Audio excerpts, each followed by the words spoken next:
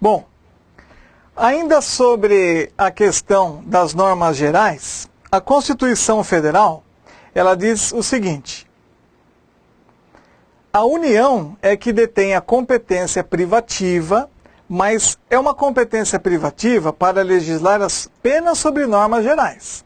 Então, quando nós falamos que a União detém a competência privativa, não é que a União, e somente ela, pode legislar sobre licitações e os demais entes, estados, DF, municípios, não podem legislar em nada sobre licitações. Não é isso. O que a Constituição Federal diz é o seguinte: a competência da União é privativa para legislar sobre normas gerais. Porém, o artigo 22 diz o seguinte: podem ser delegadas por parte da União para os estados legislar de forma específica sobre normas gerais de licitação e contratações. Tá certo?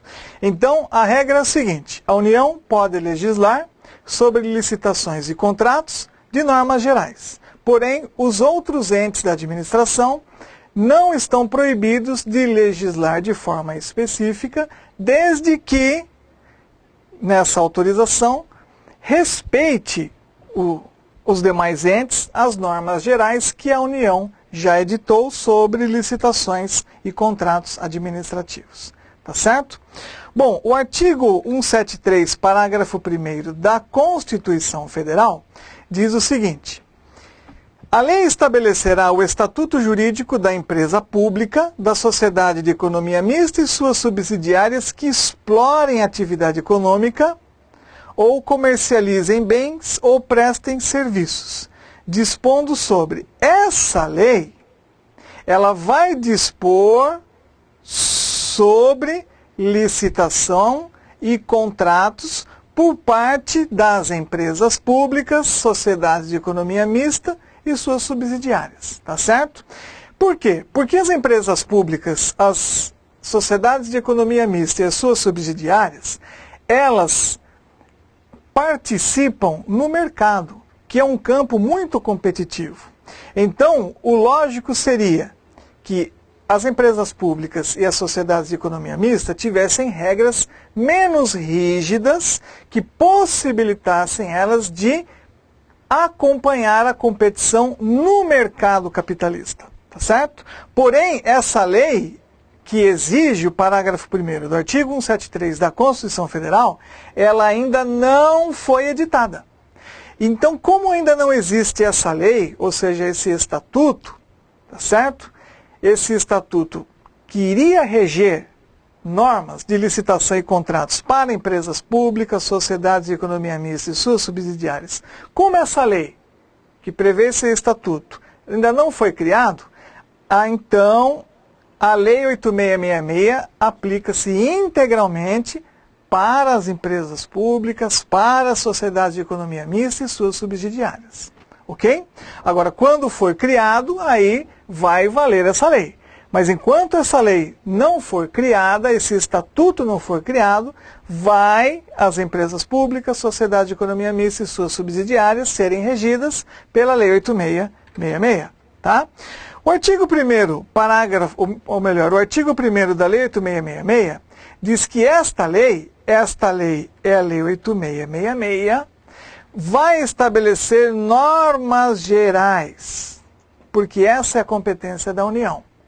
Tá? Então, os outros entes da federação podem legislar de forma específica, desde que obedeçam ou não contrariem as regras gerais.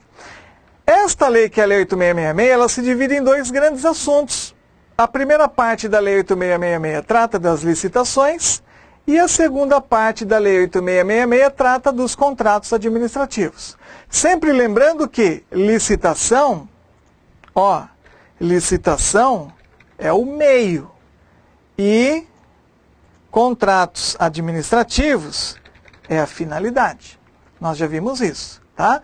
A licitação só existe por conta da contratação. Se não fosse a contratação, não precisaria existir a licitação, certo? Então, se a administração pública, de forma indireta, quer realizar uma obra ou serviço, ela vai se utilizar de recursos de terceiros. Esses particulares não podem ser contratados livremente. Eles precisam passar por um processo competitivo previsto em lei, que é o procedimento de licitação. Tá? Então, essa contratação, ela é um consequente da licitação, que é o meio. Ok? Bom, o parágrafo único diz o seguinte: quem é que se subordina à Lei 8.666? Então, já explicamos, né? Além dos órgãos e além dos entes e qualquer dos poderes dos entes, tá? Os fundos especiais, que já expliquei o que são, autarquias, fundações públicas, empresas públicas, sociedades de economia mista e demais entidades que sejam controladas de forma direta ou de forma indireta por qualquer desses entes aqui, olha, União, Estados, DF e municípios. Todos estes devem obediência à Lei 8.666. Todos eles, se forem contratar com terceiros, precisam antes promover um procedimento de licitação.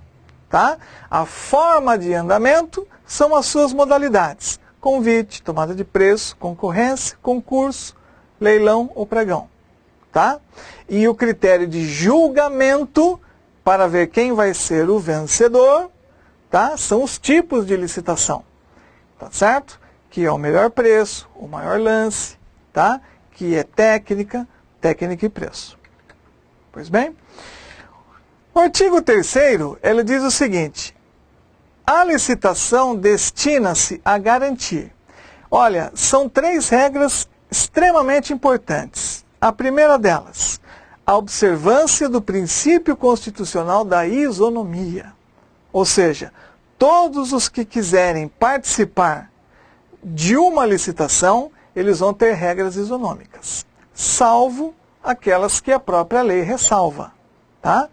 Salvo as exceções que a própria lei prevê, evidentemente. Mas, regra geral, todos os licitantes devem ser tratados isonomicamente, porque isso é uma exigência constitucional. Então, o que a Lei 8.666 nada mais faz do que observar o mandamento constitucional da isonomia dos licitantes. Tá certo? Segunda destinação da Lei 8.666, selecionar a proposta mais vantajosa para a administração pública. Tá certo? Essa vantajosidade não é apenas econômica, é uma relação custo-benefício. Tá? Menor custo para a administração e maior benefício para a administração. Isso sim é o melhor conceito de vantajosidade, e não apenas a vantajosidade econômica. E a terceira destinação da Lei 8.666, que é uma inclusão recente do legislador na Lei de Licitações, é promover o desenvolvimento nacional sustentável, que depois nós vamos ver o que é isso. Tá?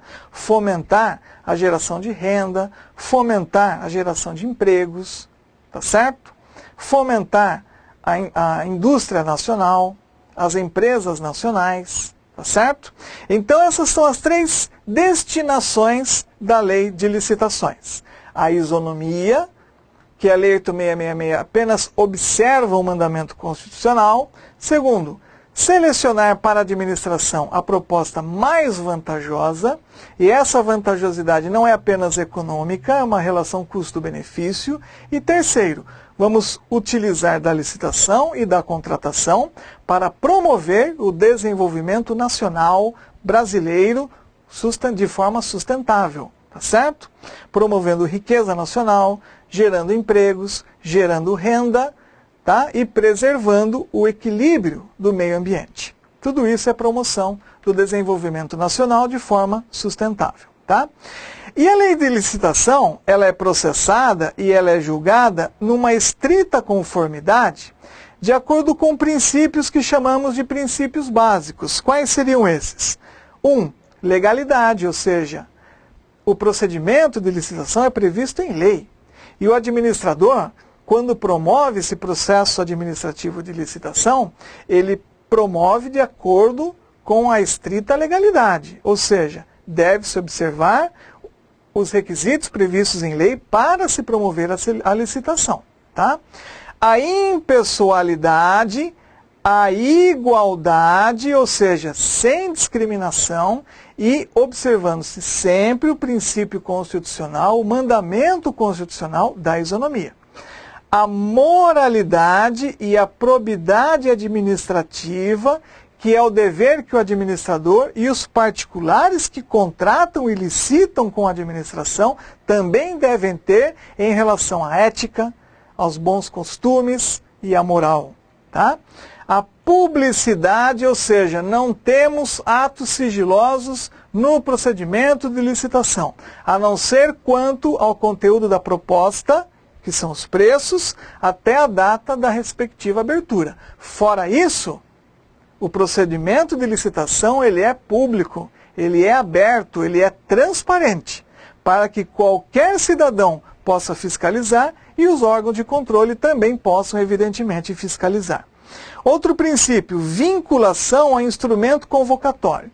Esse instrumento convocatório é a carta convite, se a modalidade for convite, ou é o edital nas demais modalidades. Tá?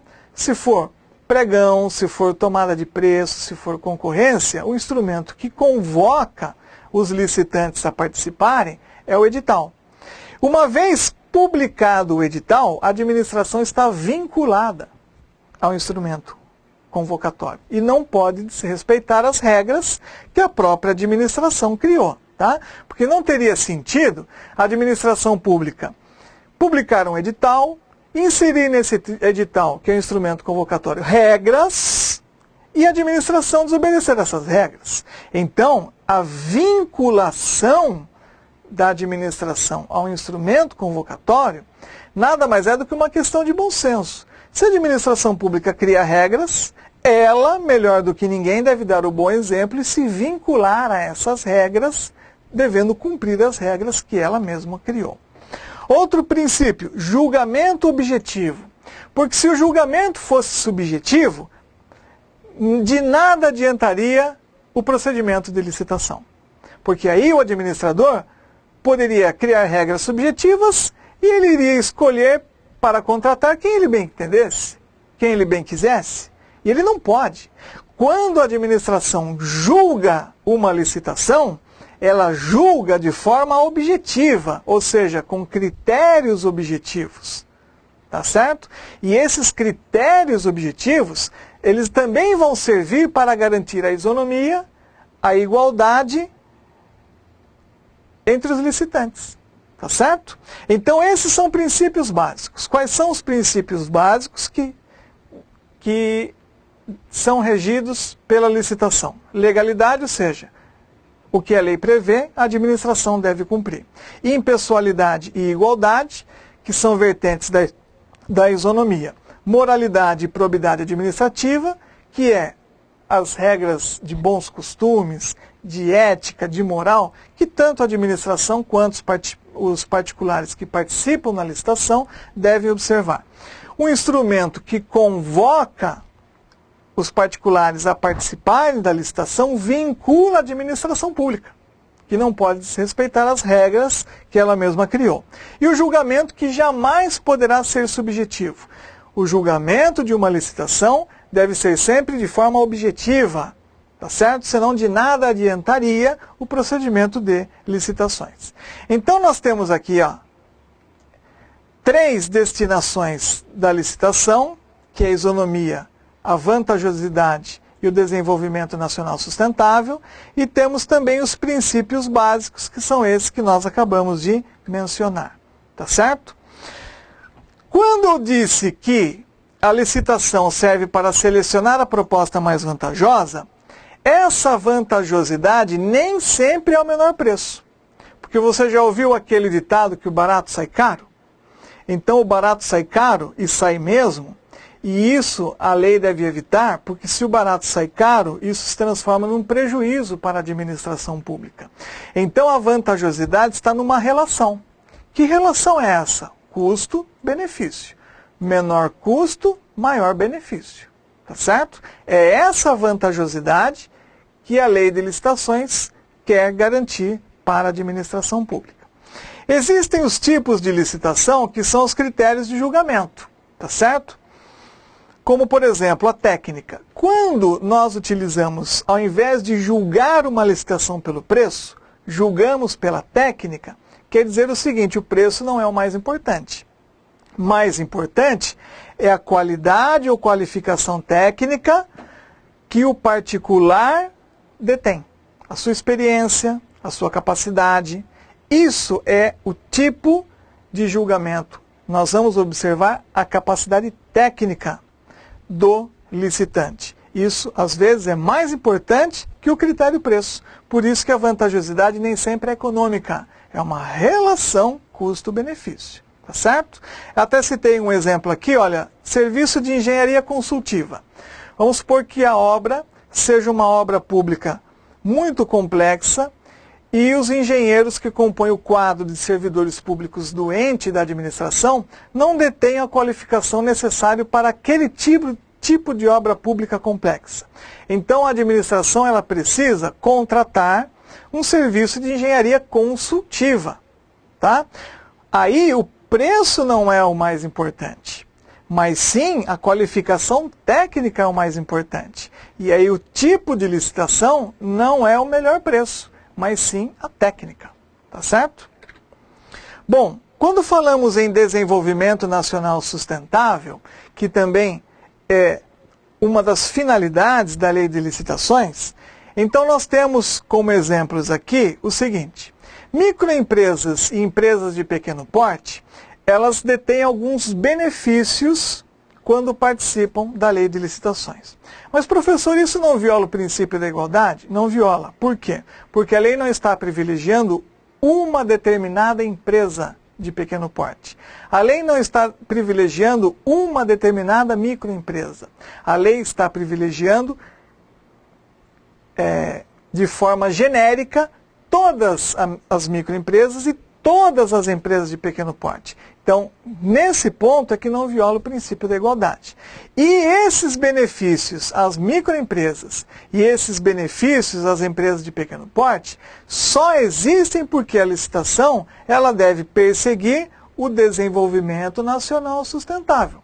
Tá? Com isso, nós vamos fomentar empregos, nós vamos gerar renda, nós vamos gerar riqueza, tá certo? Porque quando uma empresa é contratada pelo poder público, a empresa ela contrata empregados, contratando empregados paga salário, pagando salário você está gerando renda, gerando emprego, movimentando a economia, e isso tudo é uma forma de você desenvolver de forma sustentável a nação brasileira, tá?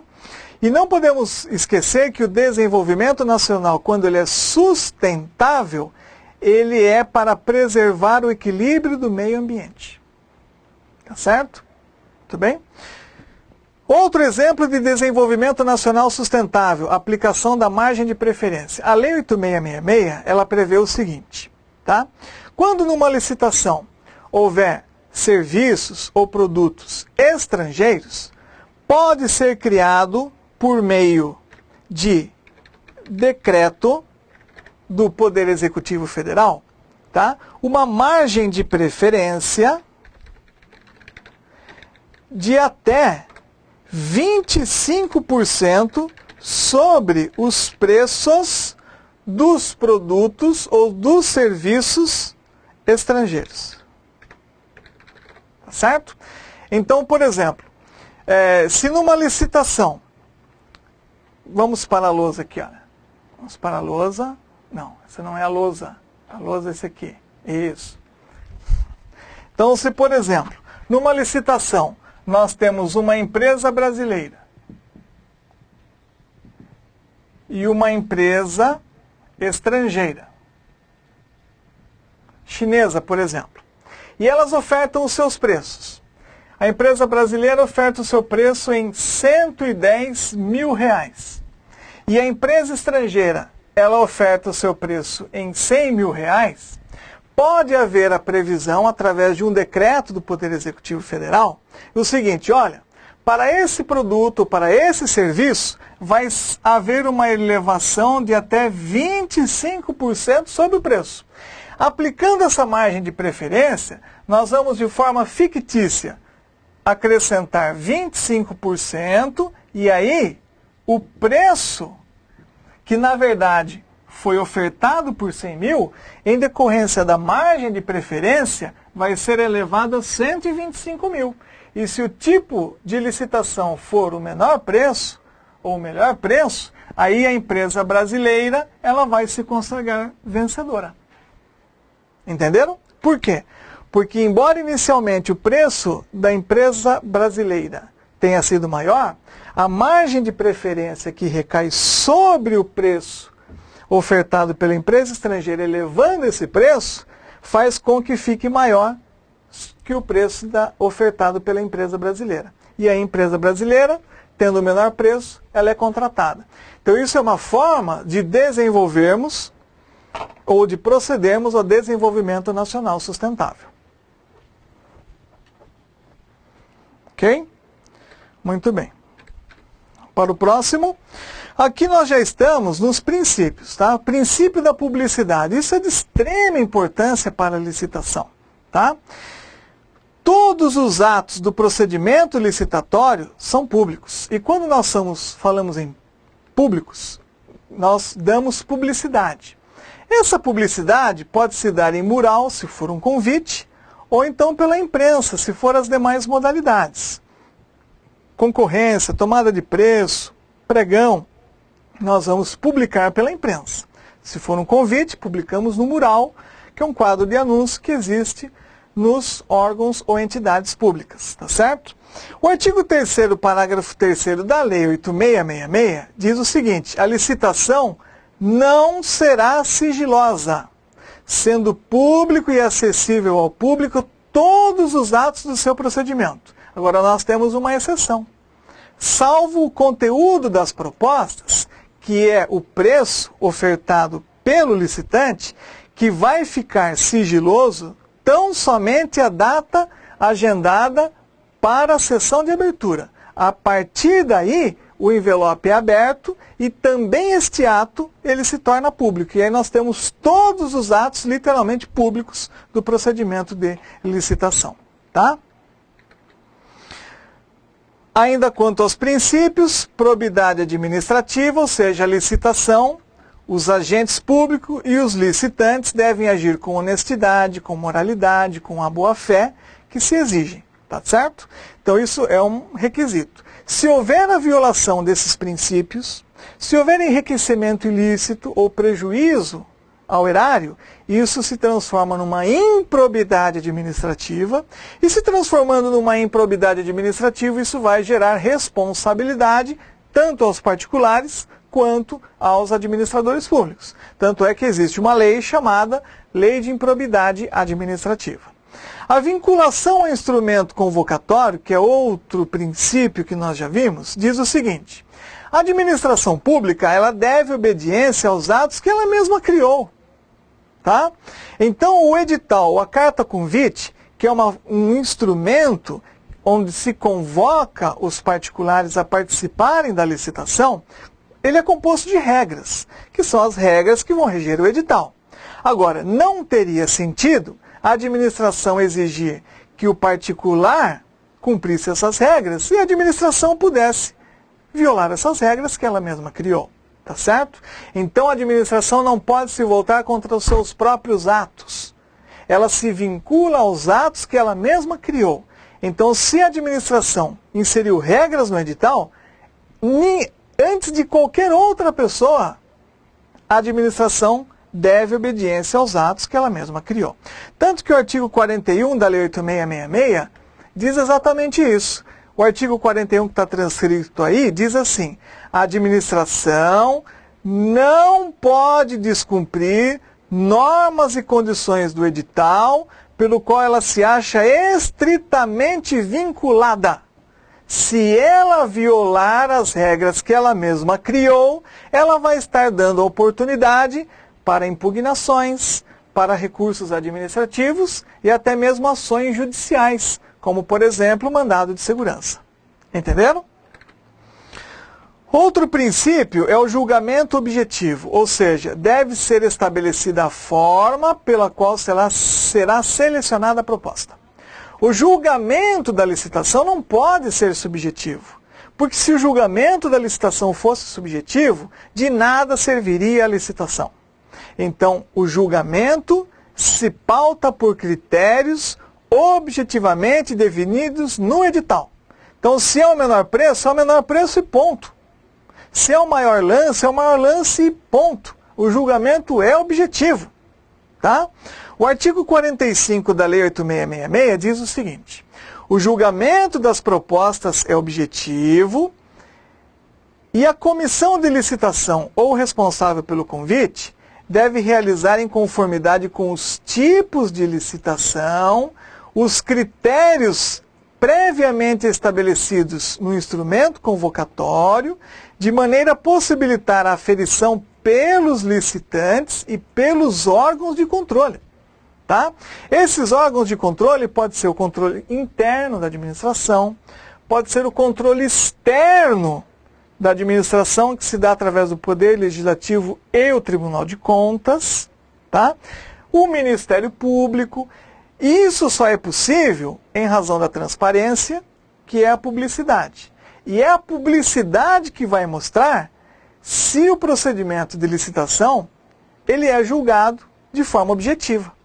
Tá? E essa objetividade são as regras previamente estabelecidas no instrumento convocatório, que pode ser a carta convite para o convite ou o edital para as demais modalidades de licitação. Tá? O parágrafo 1º diz que, para os efeitos desse artigo, constituem tipos de licitação, exceto o concurso, porque o concurso, que não é o concurso público, já expliquei isso, concurso público não é modalidade de licitação. Concurso público é uma coisa, concurso modalidade de licitação é outra. Então, quais são os tipos de licitação? Tipos de licitação são critérios de julgamento. Nós vamos julgar as propostas apresentadas pelos licitantes de acordo com um dos tipos de licitação. Menor preço, melhor técnica, técnica combinada com preço, maior lance ou oferta. Se a administração ela escolhe um desses tipos, ela não pode desobedecer o tipo que ela mesma criou. Tá bom? Então, por exemplo, se uma licitação a administração escolhe julgar pela melhor técnica, ela não pode depois mudar para o preço. Se ela escolhe o preço, ela não pode depois mudar para a técnica. Se ela escolhe um tipo para julgar a licitação, ela está vinculada às regras que ela mesma criou. Tá certo? Agora, são esses os 4 tipos que temos para julgar a licitação, que são as propostas apresentadas pelos licitantes. Nós julgamos uma proposta apresentada pelo licitante de acordo ou com o menor preço, ou com a melhor técnica, ou com a técnica e preço, ou maior lance ou oferta. Tá bom? O parágrafo 5º diz que é proibido utilizar outros tipos de licitação não previstos neste artigo. Ou seja, não pode um município, ou um estado, ou uma entidade da federação criar um 5º tipo de julgamento. Um 5º tipo de critério de julgamento. Não pode. Um município, um estado ou até mesmo a União devem julgar uma proposta apresentada pelo licitante de acordo com um tipo desses 4, preço, técnica, técnica e preço, maior lance, de acordo com as regras previamente estabelecidas no instrumento convocatório. Tá? Então não confundam, e aqui eu vou pôr um sinal de diferente, não confundam modalidade de licitação com tipo de licitação. Modalidade de licitação é a forma de andamento da licitação. O andamento da licitação pode se dar na forma de convite, na forma de concorrência, na forma de pregão, isso são modalidades. O tipo de licitação é o critério de julgamento da proposta apresentada pelo licitante. Aí é uma dessas 4 aqui, olha. Isso são tipos. Menor preço, melhor técnica, técnica e preço, maior lance ou oferta. Tipos de licitação são critérios de julgamento, ou seja, o licitante que participa num procedimento de licitação, ele apresenta as suas propostas. Essas propostas, elas ficam sigilosas, aliás, é o único ato sigiloso no procedimento de licitação, e deve permanecer indevassável até a data da sessão de abertura, onde publicamente vai ser aberto. Tá?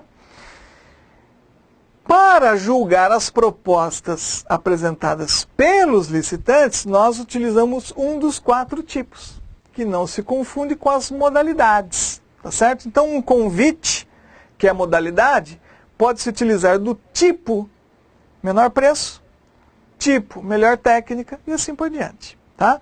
Uma concorrência na modalidade, uma licitação na modalidade concorrência pode se utilizar do tipo menor preço, tipo melhor técnica, entendeu? Então modalidade é uma coisa, tipo é outra. Modalidade é a forma de andamento, convite, concorrência. Tipo é o critério de julgamento da proposta, menor preço, melhor técnica. Tá? Bom, tipo de licitação, critério de julgamento, previsto na Lei 8.666. Modalidade é o procedimento que a licitação vai adotar. Também são previstos na Lei 8.666. Tá? A Lei 10.520 de 2002 criou uma outra modalidade. Por quê? Porque na Lei 8.666 nós temos as modalidades convite, tomada de preço, concorrência, concurso e leilão. 5 modalidades. Aí a União, usando da sua competência legislativa, criou a Lei 10.520 e instituiu uma outra modalidade, que é o pregão. Tá? Então não confundam tipo com modalidade de licitação. Tipo são critérios de julgamento, modalidade é o procedimento que a licitação vai adotar. Ok? Bom, quais são as modalidades? O artigo 22 diz que as modalidades, que é a forma de andamento do procedimento de licitação, pode ser uma destas 5 formas. Concorrência, tomada de preço, que chamamos de TP, convite, leilão e concurso. E a Lei 10.520 de 2002 criou uma outra modalidade, que é o pregão. Tá certo? O parágrafo 8º diz que é proibido criar ou combinar modalidades de licitação. Então, os estados, Distrito Federal, municípios, eles não podem criar outras modalidades de licitação a não ser essas. E não pode combinar leilão com concorrência, combinar tomada de preço com convite, um pouquinho de regra de um junto com um pouquinho de regra de outro. Essa combinação é ilegal. Não pode. Ou se adota a modalidade convite, e a licitação vai até o final como convite, ou se adota a modalidade concorrência, e a licitação vai até o final na modalidade concorrência. Não pode combinar modalidades. Um pouquinho de convite junto com um pouquinho de tomada de... Não pode.